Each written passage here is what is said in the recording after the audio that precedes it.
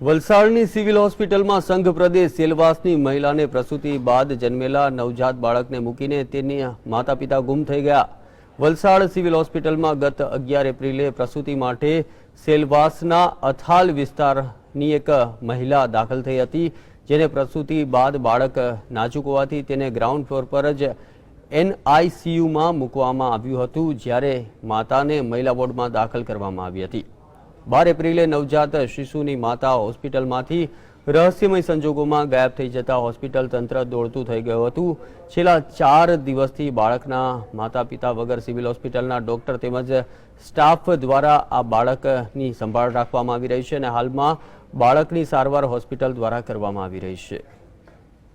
એમને કંઈક કમળો થયો હતો એટલે સુરત પણ એમને ટ્રાન્સફર કરવાની જરૂર હતી, પણ એમના કોઈ વાલી વારસ ન હતા અને પેલા કોન્સ્ટેબલ કે એમણે જો હવાલો લીધેલ નહીં હતો એટલે પેશન્ટ અત્યારે અમારે ત્યાં જ સારવાર હેઠળ છે અને હવે અત્યારે એમને રિફર નથી કરતા, હવે સુધારા પર છે।